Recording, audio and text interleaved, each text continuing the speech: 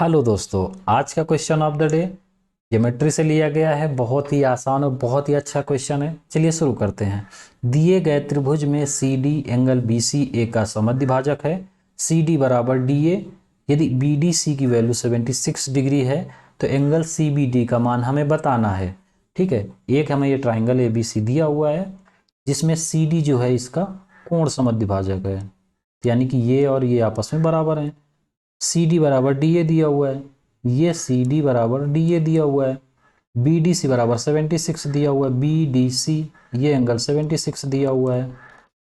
ठीक है, तो हमें सी बी डी की वैल्यू पूछ रहा है, ये एंगल हमसे पूछ रहा है, थीटा हम इसको मान लेते हैं। ठीक है, अब हम क्या करते हैं, सबसे पहले हम देखते हैं कि सी डी ए में हमारा जो सी डी ए है इसमें दो साइड बराबर हैं। एक सी डी बराबर डी ए है, इस त्रिभुज में ये दोनों साइड आपस में बराबर हैं तो इनके सामने के एंगल भी आपस में बराबर होंगे। जितना एंगल ये होगा उतना एंगल ये होगा।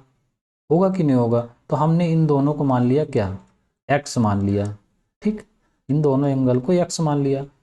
ठीक है, तो हमारा क्या है कि अब हम इसका देखते हैं सी डी बी। जो सी डी बी है वो सी डी ए का y कोण है। ये जो है सी डी ए त्रिभुज का y कोण है, तो ये जो एंगल होगा इसके और इसके सम के बराबर होगा, यानी कि x प्लस एक्स बराबर 76। ये चीज़ आपको समझ में आ गई होगी। तो x की वैल्यू हमें यहाँ से निकल के आ जाएगी 38 डिग्री। ये एंगल 38, तो ये एंगल भी 38 क्योंकि ये आपस में बराबर थे। ये चीज़ समझ में आ गई। अब त्रिभुज हम देखते हैं केवल सी बी डी में।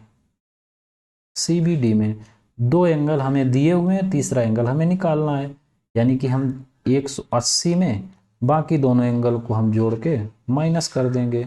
38 प्लस 76 180 माइनस इसको हम जोड़ेंगे, कितना निकल के आ जाएगा हमारा, और 3 10 11। ठीक है, 180 में 114 हम माइनस कर देंगे, कितना डिग्री आ जाएगा, 66 डिग्री।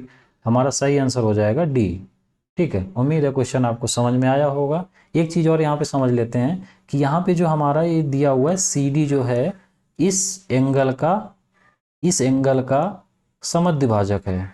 इस एंगल का समद्विभाजक है, मतलब इसको दो बराबर एंगल में डिवाइड करता है। तो इसमें एक थ्योरम होती है कि जब किसी त्रिभुज में किसी शीर्ष से उसका समद्विभाजक खींचा जाता है तो उसमें क्या होता है कि ये जो शीर्ष बनाने वाली जो दोनों भुजाएं हैं, यानी कि सी बी अपान सी ए, इनका जो रेशियो होगा वो बराबर होगा, जिस भुजा से जाके मिलती है उसके अनुपात में बराबर होगा। ठीक है, तो सी यानी कि B D upon D A, ये चीज़ आपको समझ में आ गई होगी, यानी कि इसका रेशियो बराबर होगा इसके और इसके रेशियो के।